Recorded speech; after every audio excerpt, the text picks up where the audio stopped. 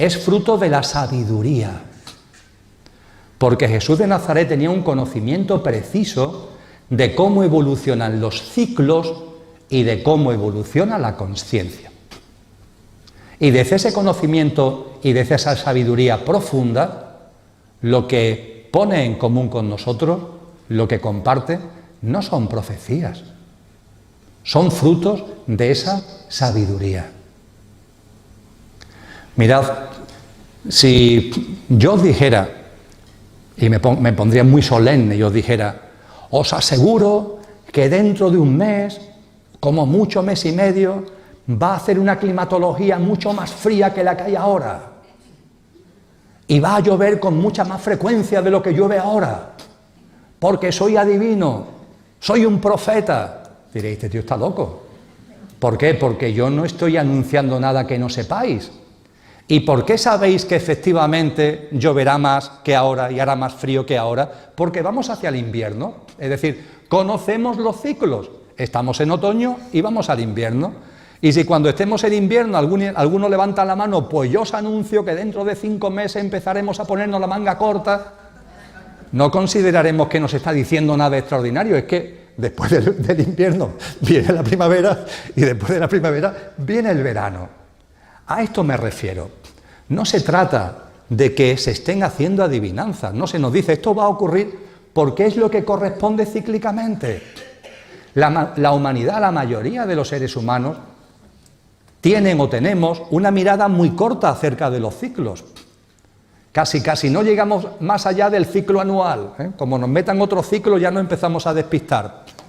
Pero hay ciclos menores y hay ciclos mayores. Más concretamente, la Madre Tierra es un ser vivo. No hace falta que os lo subraye, ¿verdad? Y es un ser vivo que está en evolución, como vosotros y como yo, y que está en evolución de consciencia. Y que cuando evolucionamos en consciencia, eso varía nuestra vibración. Y la Madre Tierra está mutando su vibración. Y habrá un momento, lo veremos en el tramo final de mi exposición, donde esto va a tener impactos muy importantes para la humanidad, porque el ser que nos sostiene está avanzando vibracionalmente y eso va a tener implicaciones para nosotros, porque o en nuestro estado de conciencia, cada uno, vibramos en sintonía con la nueva vibración de la Madre Tierra, o simplemente no podremos seguir encarnando en la Madre Tierra. Es así de sencillo. En nuestro libre albedrío, cada uno tiene su camino, cada uno tiene su proceso consciencial, pero si la Madre Tierra va elevando su frecuencia vibracional, no tenemos muchos datos para medirlo, pero la resonancia Schumann da algunas pistas al respecto. Si va aumentando la frecuencia vibracional, los seres vivos que estamos con ella tenemos que ir también adaptándonos, subiendo nuestra propia frecuencia, porque si no habrá un momento en el que haya una disintonía, que el ser que nos cobija tenga una frecuencia vibracional y yo, desde el punto de vista no ya de Emilio, sino de mi alma, de mi esencia, la frecuencia vibracional no esté en el margen, porque la Tierra no exige que seamos como ella, nos da un margen de maniobra, pero puede ser que no estemos dentro de ese margen de maniobra vibracional. A ello nos referiremos más adelante. Lo que comparto con vosotros es que Jesús de Nazaret no hace profecías, simplemente conoce cómo evolucionan los ciclos y cómo evoluciona la consciencia. Y a partir de ahí nos anuncia lo que va a llegar. Y podemos decir, es que esto es determinista, es que esto no puede ser. Vamos a ver, ¿es determinista que ahora venga el invierno? Pues voy a aguantar, pero va a venir el invierno. Y después vendrá la primavera y después vendrá el verano. Es que son ciclos. Y eso no nos quita libre albedrío. ¿Por qué? Porque una cosa es que venga el invierno y otra cosa es cómo yo voy a vivir el invierno. Que el invierno va a venir seguro. Ahora, como yo lo viva, depende de mí. Y como tú lo vivas, depende de ti. Ahí está el libre albedrío. Y que después va a venir la primavera, no tengáis ninguna duda. Ahora bien, el libre albedrío está en cómo viviremos la primavera. Tú lo vas a vivir de una forma, yo lo voy a vivir de otra. Ahí está el libre albedrío. Desde el punto de vista de los ciclos, el libre albedrío no está en el qué. El qué es el invierno, el qué es la primavera, el qué es el verano. El libre albedrío no está en el qué. El libre albedrío está en cómo vivo el qué. Y eso solo depende de ti, exclusivamente de ti. Y Jesús de Nazaret, también en el Evangelio de Mateo, pero en el capítulo 25, dice que el alma humana se parece a una lámpara de aceite. Es el símil que usa, una lámpara de aceite. Una lámpara de aceite que estamos llamados a ir llenando. Ir llenando. ¿Cómo? Con nuestras obras. Porque el aceite no se extrae de las palabras ni de las intenciones, sino de las obras. Cuando nuestras obras son densas, cuando nuestras obras, conductas, comportamientos, etcétera, son piedras, de ahí no se saca ningún aceite. Es un imposible. Cuando nuestras obras, sin embargo, están de una u otra forma, y es una palabra que se usa quizás demasiado, pero hay que utilizarla con intensidad y yendo a su esencia, cuando nuestras obras estén llenas de amor, cuando nuestras obras sean de alta vibración, esas obras, esos comportamientos, esas conductas, esas manos tendidas, esa capacidad de acercarse al otro, esa empatía, esa compasión, ese altruismo, esa generosidad, ese sacar lo mejor de ti mismo y ponerlo al servicio de los demás y de la vida, eso no es sembrar piedras, eso es sembrar un fruto jugoso del que sí se puede sacar aceite. Y el aceite permite a nuestra alma evolucionar en conciencia. Y Jesús de Nazaret nos dice, y no preocuparos, no es necesario que llenéis la lámpara de aceite, no tenéis que llenarla, no se os pide ahora que la llenéis, pero sí tenéis que llegar a un nivel mínimo. Un nivel mínimo. Suponer que la lámpara tiene 10 litros, permitirme la broma, de esto no habla Jesús, por supuesto. Bueno, pues no se nos pide que la llenemos a 10 litros, pero que sí que lleguemos a 5. A 5 sí hay que llegar. Porque esa lámpara de aceite, ese aceite es conciencia, expansión de conciencia, y es vibración. Y esto tiene que ver con ir ligando nuestra frecuencia vibracional al aumento de la frecuencia vibracional del ser vivo que nos cobija, del ser vivo que nos acoge, de este ser vivo maravilloso que es la Madre Tierra. Por tanto, no estamos hablando de profecías. Igualmente, todavía en las reflexiones iniciales, fijaros, todo esto es un proceso, es una dinámica evolutiva, es un proceso. Y es un proceso que va siempre a más. Es decir, cuando hablamos de la distopía, tenemos que ser conscientes que la distopía que estamos viviendo va a más, va a más, va a más, cada vez más. Los removimientos, las turbulencias, las convulsiones, los conflictos, cada vez a más, cada vez a más. Eso hace que en el proyecto Conciencia y Sociedad Distópica, también en el libro del Habitante del Mundo Nuevo, hagamos referencia a que vivimos en una especie de huracán de magnitud aceleradamente creciente. No solamente un huracán que va aumentando su potencia, sino que aumenta su potencia aceleradamente. Ante ello, ¿qué es lo que tenemos que hacer? Lo veremos al final, pero valga ya un primer adelanto.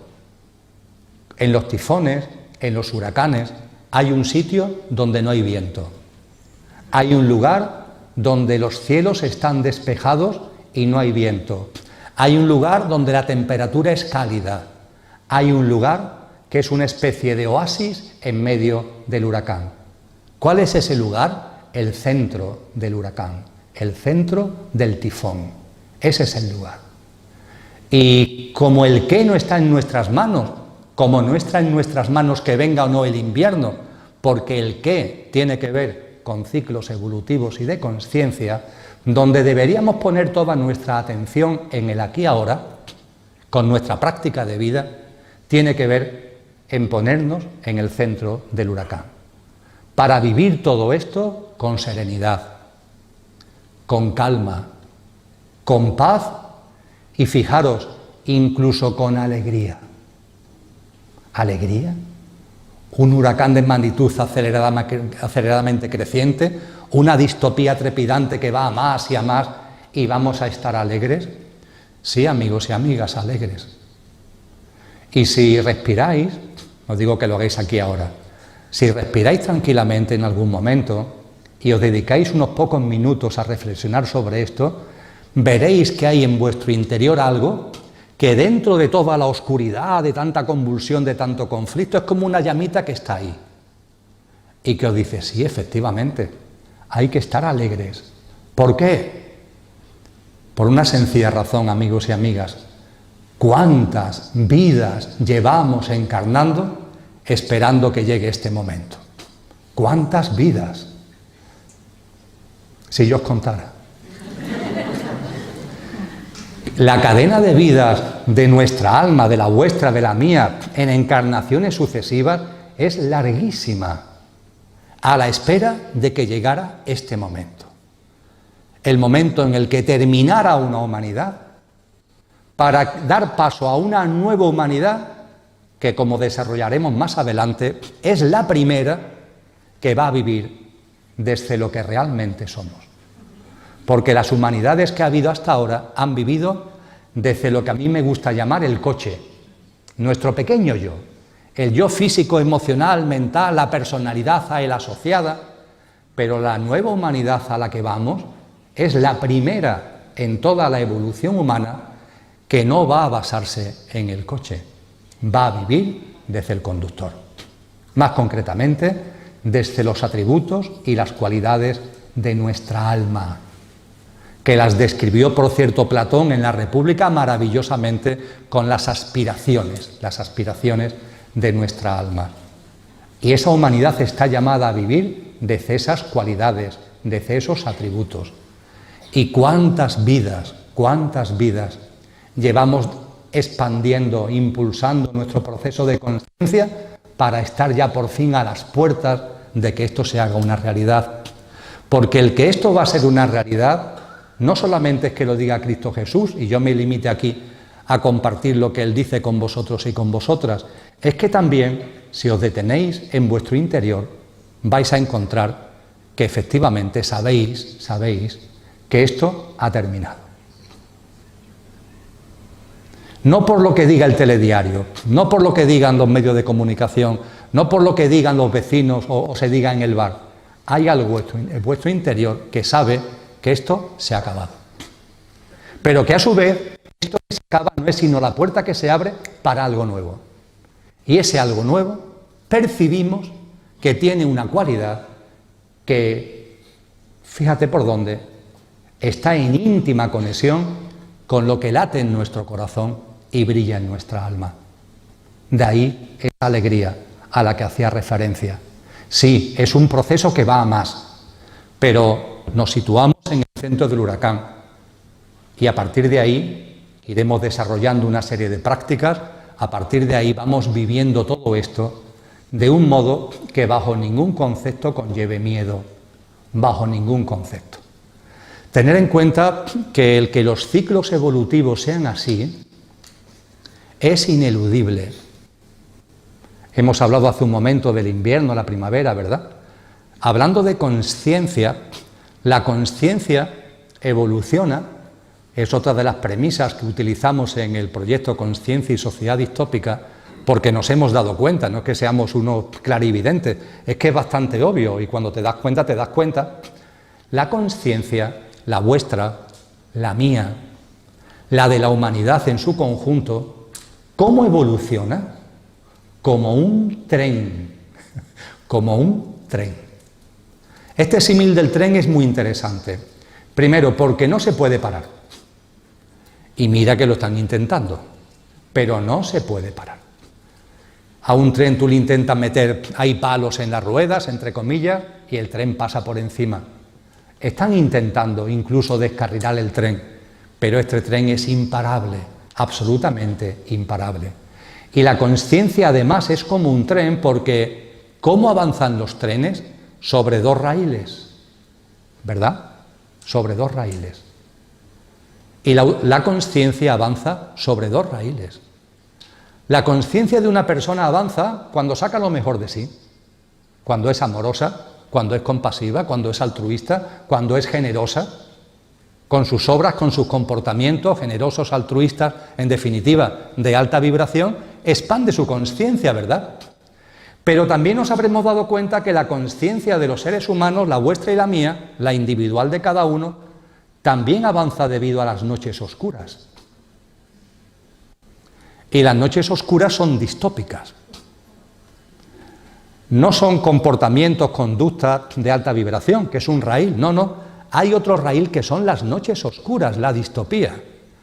Y no voy a pediros que levantéis la mano, pero no tengo ninguna duda, que además en muchos casos de los que estáis aquí lo conozco de primera mano, que en vuestra vida hubo un antes y un después a partir de una noche oscura. La noche oscura es, en términos personales, lo que en términos colectivos llamamos distopía. Una distopía.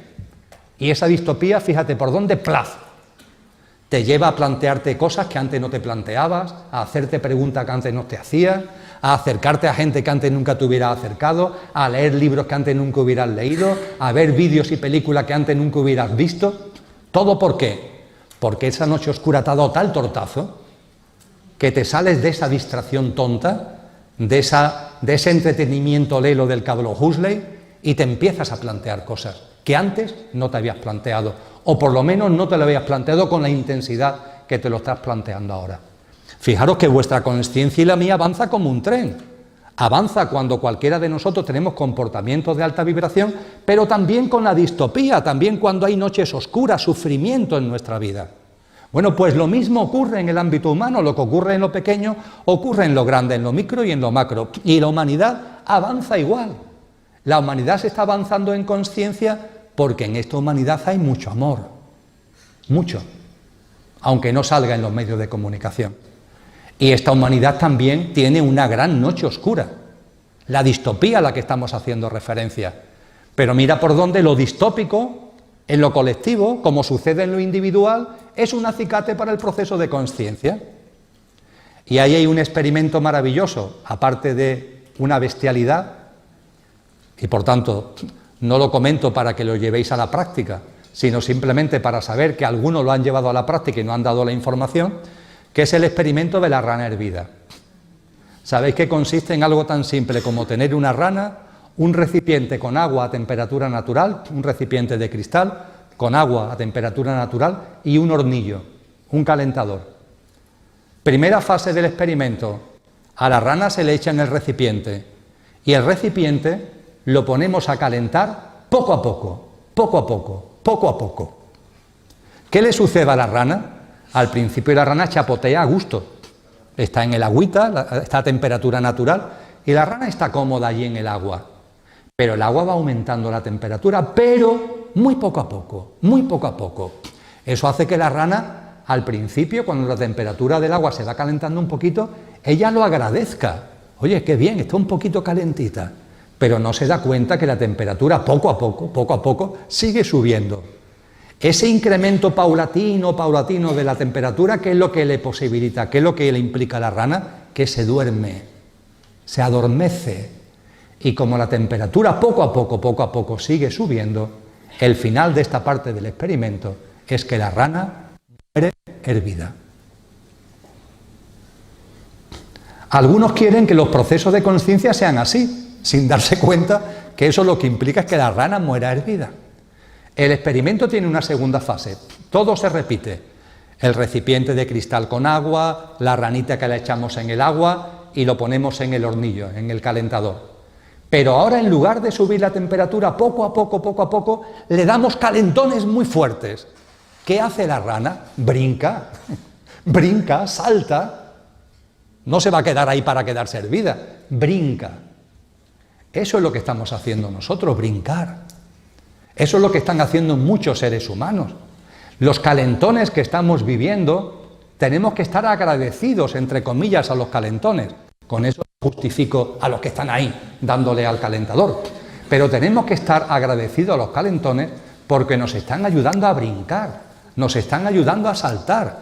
Es que en caso contrario quizás nos quedáramos ahí atontados en esa agüita, en que va subiendo poco a poco la temperatura. No, qué bien, unos buenos calentones, hombre. Y vamos de calentón en calentón. No voy a hacer una historia, aunque ahora haré un breve repaso a algunas historias, pero la famosa crisis económico-financiera del 2008 empezó en el 2008. Estamos en el 2021, es decir, fue ayer.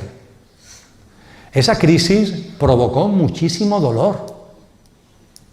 Se llevó por delante muchas pequeñas empresas, dejó sin trabajo a muchísimas personas, provocó el embargo de cientos de miles de hogares que no estaban en condiciones de pagar las hipotecas, dejó a multitud de familias en la calle.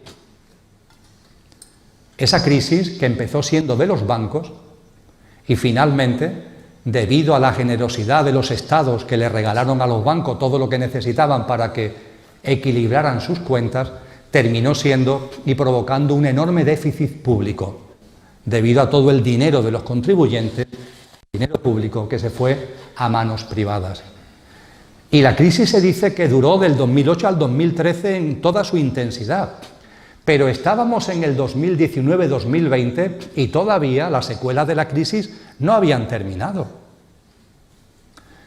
Se acumulan tantos los hechos que hay que recordar los hechos. En el 19 todavía no habíamos superado esa crisis financiera y desde luego había tenido un colapso en las cuentas públicas que ya era prácticamente irreversible. Y en ese contexto viene una nueva ola, viene una nueva oleada, viene un nuevo calentón que ha sido espectacular. La primera vez, además, que un calentón de verdad afecta a toda la humanidad. Porque aquella crisis fue muy importante, pero no afectó a toda la humanidad. Sin embargo, ese día de abril del año 2020, en el que miles de millones de seres humanos estábamos confinados en nuestros domicilios, sin permitirnos salir de nuestros domicilios para nada, ni siquiera para visitar a nuestros seres queridos enfermos, para nada. Eso no solamente se dio en España, no solamente se dio en Europa, se dio en el mundo entero. Y en el mes de abril hay una fecha concreta, creo que fue el 15 o el 16 de abril, donde 3.700 millones de seres humanos, que se dice pronto, estaban confinados en sus domicilios. Y el resto de la humanidad viviendo también limitaciones muy fuertes a sus movimientos y a su quehacer cotidiano. Es la primera vez que hemos vivido un calentón que de verdad afecta a toda la humanidad. Y no hace falta ser un sabio para ser consciente que después de este calentón vendrá otro, que tendrá mayor intensidad todavía. Y esta tarde no es momento en el que me detenga por dónde irán o podrán ir los tiros de esos nuevos calentones, pero que no tengáis ninguna duda de que este es un proceso que va a más, porque las fuerzas involutivas, esas que están ahí anquilosadas, están haciendo todo lo posible para retrasar el proceso evolutivo, el nacimiento de la nueva célula, el surgimiento de la nueva humanidad. Pero que no se enteren, nos están haciendo un favor, porque están provocando, sin quererlo, que cada vez más personas estemos tomando conciencia, cada vez más personas. Y sé que esto os puede sonar raro. Podréis decir, no, Emilio, no, yo lo que me encuentro en mi entorno es que yo soy una rara avis, que la gente en realidad no ve las cosas como yo, que en mi ámbito familiar, en mi ámbito de amistades, en mi ámbito laboral, la gente tiene una forma distinta de ver las cosas. Sí, ciertamente, estamos en particular en un ámbito que es el occidental, que anda teóricamente muy desarrollado, pero muy desarrollado en lo material, pero de una gran pobreza en lo espiritual. Pero no tenga ninguna duda que hay una evolución de conciencia en el mundo. Doy fe de ello no porque yo sea nadie especial, sino porque, y doy gracias a la vida, no paro. Todas las semanas desarrollo al menos 3 encuentros online.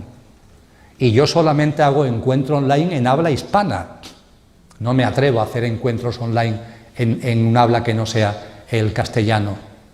Y aún así, todas las semanas me encuentro en distintos encuentros online con miles de personas. Porque no son unos cuantos, a veces sí tengo encuentros con unos cuantos. A veces son con canales, como el de Endica, que a nada, a una semana, a 10 días, a 15 días, tiene ya decenas de miles de visitas. A veces son en directo, desde Santiago de Chile hasta Ciudad de México, donde en directo hay 3.000, 4.000 personas, se atoran las plataformas, el Zoom que se ha contratado ya no da abasto para tanta gente. No lo digo por mí, por favor, lo digo para que seáis conscientes de que hay una enorme ebullición de conciencia. Hay sed, una gran sed, la sed de buscar, la sed de llamar, y esa sed es imprescindible en este proceso de conciencia. Estamos viviendo, por tanto, un momento histórico, realmente histórico, y un momento, amigos y amigas, que no cabe vivir con miedo. Mirad, estamos hablando de distopía, de convulsiones, que esto va a más, y ahora estoy diciendo que no viváis con miedo. Primero, porque Jesús nos aporta señales, y nos aporta señales distópicas. Pero hemos dicho que aquí también hay utopía. También hay muchos seres humanos sacando lo mejor de ellos mismos. Jesús nos podía decir, llegará un momento en la humanidad donde las personas abran tanto su corazón que empezarán a ser altruistas y compasivas con personas que no conocen, que están en la otra parte del mundo. Y además de haber una compasión individual, se organizarán en colectivos, en organizaciones, para ayudar a personas que lo están pasando mal en la otra esquina del mundo. Y ante acontecimientos de catástrofes naturales, de sufrimiento que haya en cualquier esquina del planeta, habrá muchos seres humanos que se movilizarán, que se compadecerán, aunque estén a miles de kilómetros de distancia. Y habrá una nueva forma de comunicación, en donde las personas que quieren ser justas, las personas que quieren ser conscientes, se empezarán a dar la mano, independientemente de donde vivan, independientemente incluso de la lengua que hablen. Habrá un movimiento mundial que cada vez irá a más, donde la justicia y la conciencia serán protagonistas. ¿Nos podría haber hablado de esto Jesús de Nazaret como señales de estos tiempos? ¿Por qué? Y ahora vamos a entrar ya en mucho detalle al respecto. Nos habla de señales distópicas. ¿Por qué? Nos podía haber hablado de cuestiones amorosas, que nos hubieran servido de pistas. ¿Por qué nos habla de sufrimiento y de dolor? Por una razón muy sencilla. Porque Él no solamente conoce los ciclos y cómo evoluciona la conciencia, nos conoce muy bien a los humanos. Y sabe que nuestra mente concreta es muy singular, porque trabaja en la dualidad. Nos habremos dado cuenta, ¿verdad?, que nuestra mente trabaja en la dualidad continuamente.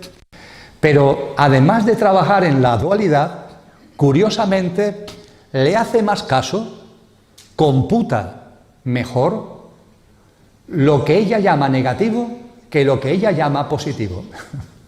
Es decir, la mente va por la vida diciendo esto sí, esto no, esto me gusta, esto no me gusta, esto es positivo, esto es negativo. Así va por la vida.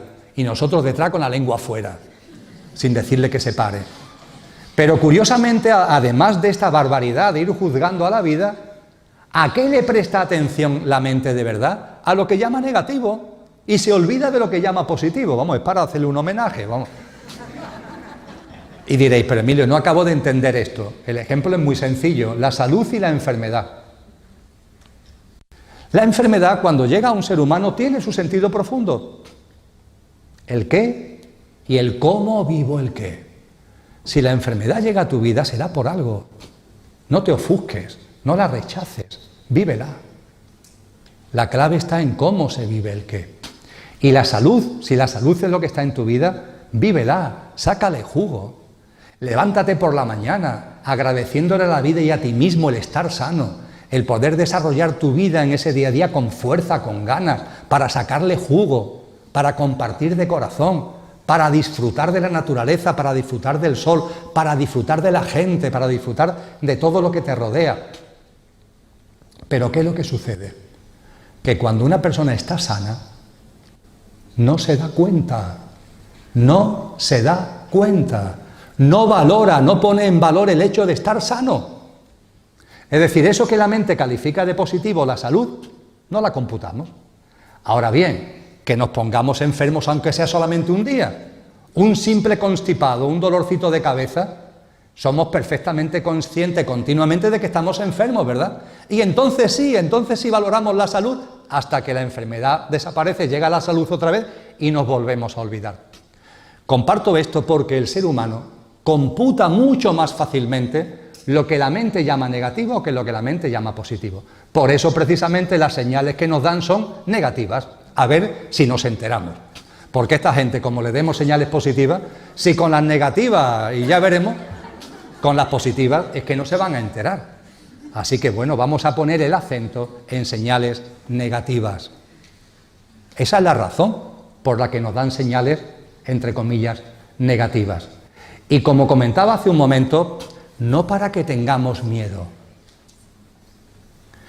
Mirad, hay un tanto por ciento, como siempre suele ocurrir, bastante elevado de mujeres aquí, de conciencia impulsada desde lo femenino aquí. Aunque la verdad es que hay un porcentaje masculino más alto de lo habitual. Es señal también de que esto está avanzando.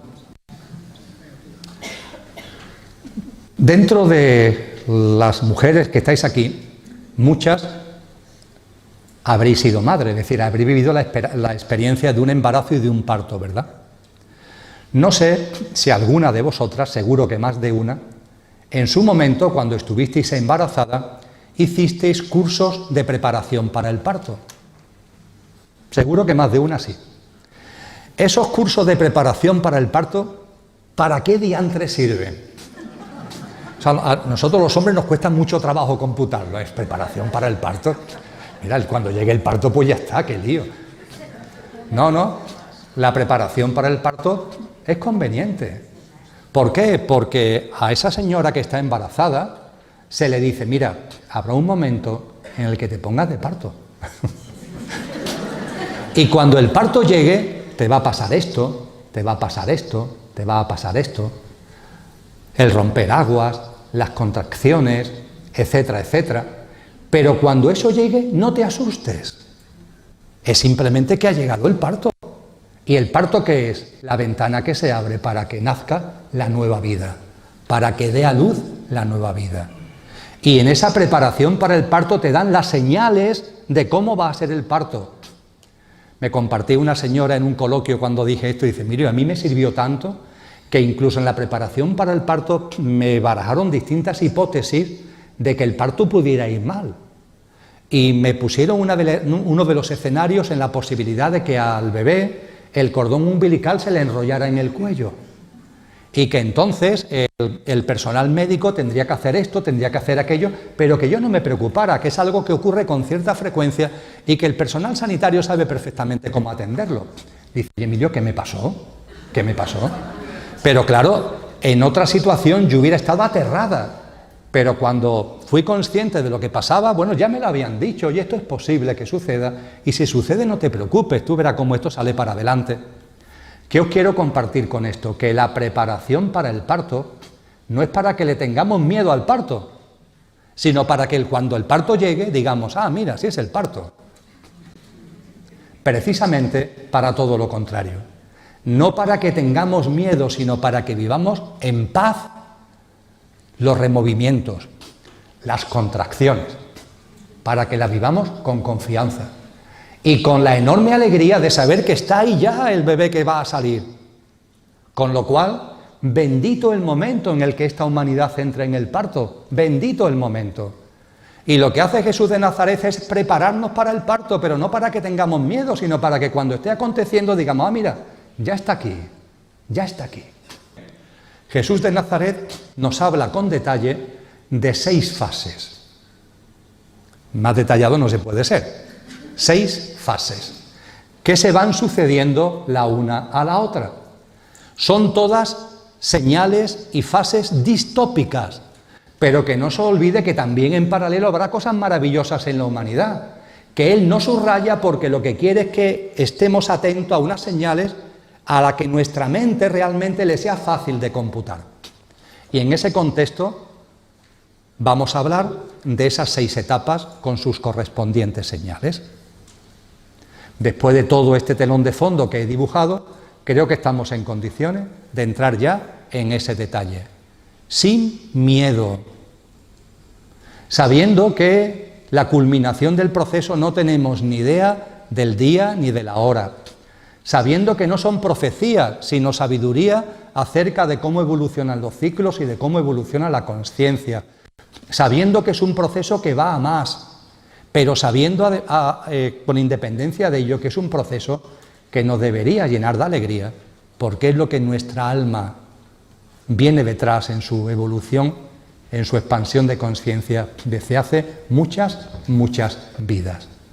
¿Qué es lo que nos dice Jesús de Nazaret? Lo primero, llegarán los tiempos de la desolación. Le da ese nombrecito que quiere que os diga. En la traducción al castellano de casi todas las Biblias, esta es la denominación. Los tiempos de la desolación. Será lo primero. Y se moja, ¿eh? No lo deja ahí. No lo deja a interpretaciones. ¿Qué son los tiempos de la desolación? Los males de siempre con más intensidad que nunca. Los males de siempre, los de siempre, pero con más intensidad que nunca. Miramos nuestro entorno, miramos la historia y a poco que acudáis a los libros de historia y utilicéis vuestro discernimiento, os daréis cuenta que la humanidad hace ya algún tiempo que ha entrado en los tiempos de la desolación. Es decir, esos tiempos donde los males de siempre se siguen dando, pero con una intensidad que nunca antes se había dado. Hoy sabemos, con datos oficiales, que hay hambre en el mundo. Siempre ha habido hambre, siempre ha habido pobres y ricos, se nos dice. Claro, sí, pero es que actualmente, según Naciones Unidas, hay 891 millones de personas que se están muriendo literalmente de hambre. Sufren hambruna severa. 891 millones de personas. La población humana de 1840. Es como si toda la humanidad que existía en 1840 estuviera en un hambre que mata, en una hambruna severa. Hay hambre, pero con más intensidad que nunca. ¿Hay injusticias sociales? Siempre las ha habido, pero ahora con más intensidad que nunca. Sabéis que oficialmente, con estadísticas oficiales, desde el año 2015, y desde entonces no ha parado, sino que ha ido a más, hay un 1% de la población mundial que acumula más patrimonio y riqueza que el 99% restante. La población humana se acerca a 8.000 millones de seres humanos. El 1% son 80 millones de personas. Hay 80 millones de personas que acumulan más patrimonio y riqueza y recursos que 7.920 millones de personas. Y no queda ahí la cosa, porque cuando con datos económicos se escarba y se empiezan a cruzar datos con paquetes accionariales de las grandes transnacionales, no es el 1%, es el 1% del 1%.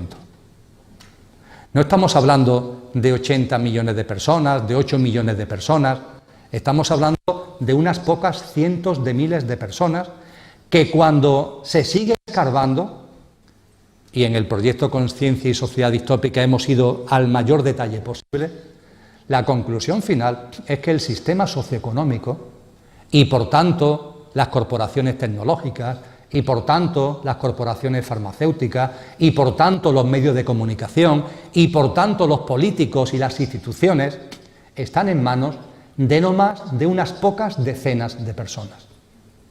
40, 50, 60, no son más los que dirigen con su batuta todo el tinglado de la humanidad actual, todo lo que es la sociedad actual. Siempre ha habido desigualdades, pero nunca, nunca se ha llegado a estos extremos, donde unas pocas decenas de personas manejan el cotarro a nivel mundial, en paralelo a que casi 1.000 millones están muriendo de hambre en el mismo momento. Siempre hemos dañado a la madre tierra, ¿verdad? Siempre. Pero ahora más que nunca.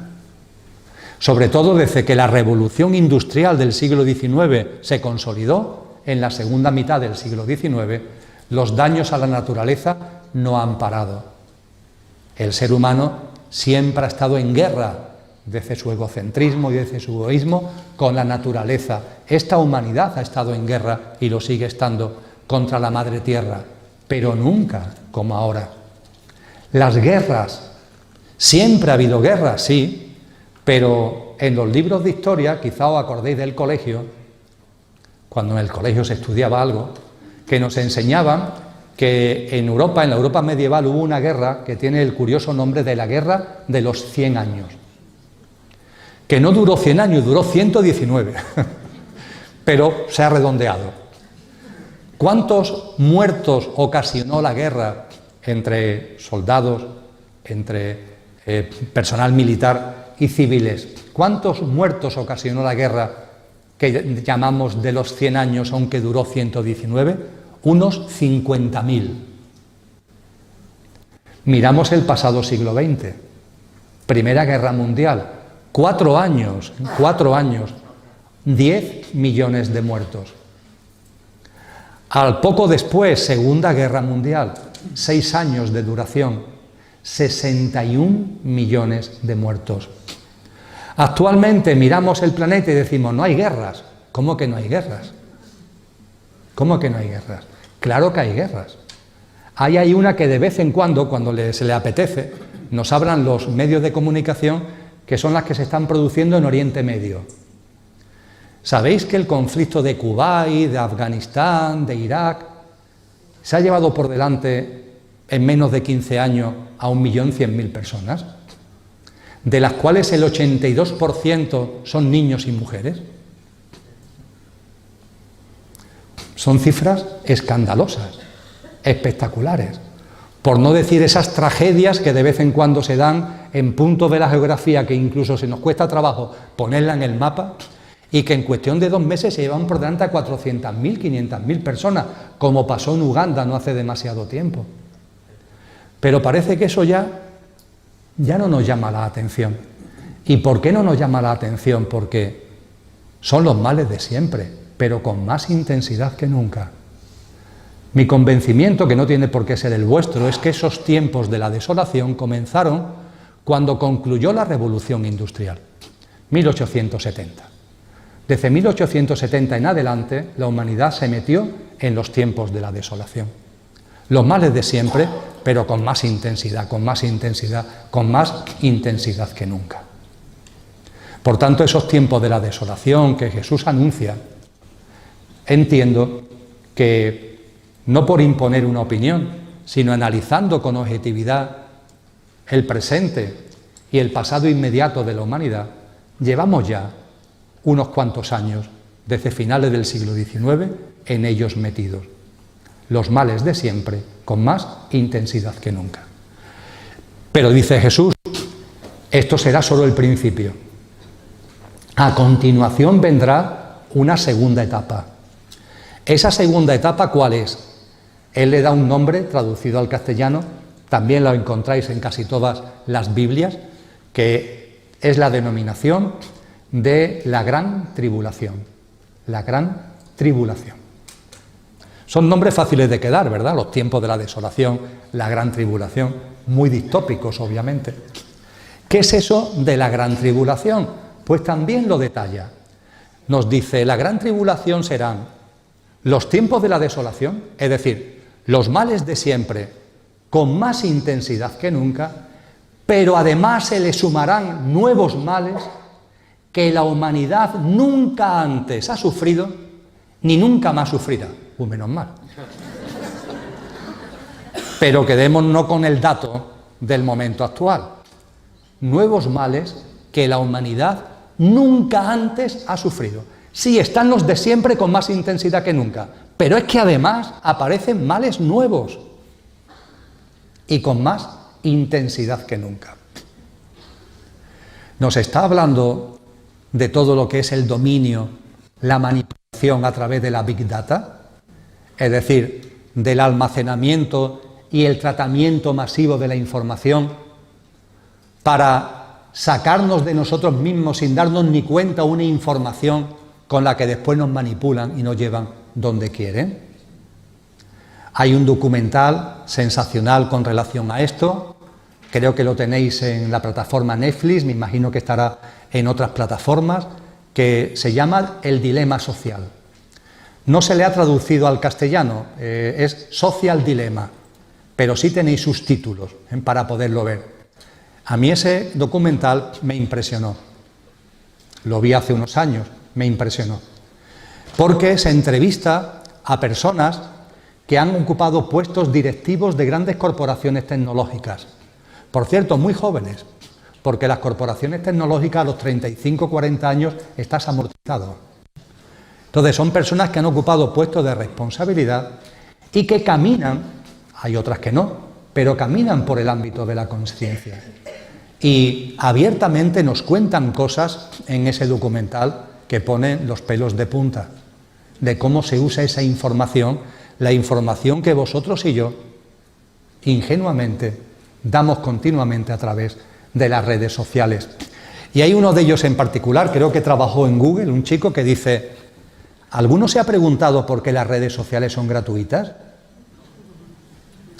Oye, es que son gratuitas.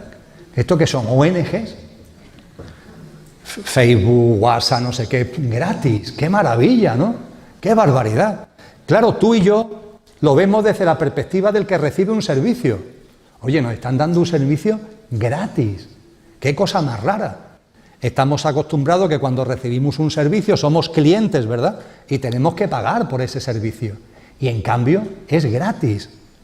Y nos alerta este chico: daros cuenta, es que con relación a la tecnología, a las corporaciones tecnológicas, vosotros no sois clientes.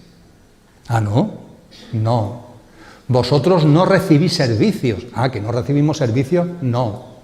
Lo importante, realmente importante, en el conglomerado tecnológico es que vosotros sois el producto. El producto es lo que se vende.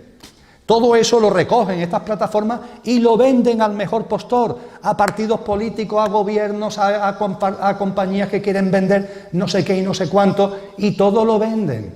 Y lo venden además con unos cruces de datos que posibilita, este ejemplo lo pongo yo, que si en Barcelona una persona quiere poner, yo qué sé, una clínica veterinaria, y si paga lo que tiene que pagar, va a tener información precisa, ya no solamente de todas las clínicas veterinarias que haya en Barcelona, sino perfectamente su localización geográfica a la hora que pueda ver dónde hay más espacio. Pero no solamente eso, es que va a tener información de dónde viven las personas que tienen mascotas, que tienen animales que conviven con ellos, para que puedan hacer campañas de marketing, para que puedan hacer campañas de difusión.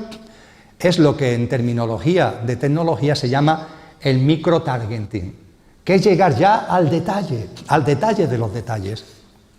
No somos clientes, somos el producto. Y cada vez que metemos ahí algo, eso que metemos está siendo utilizado.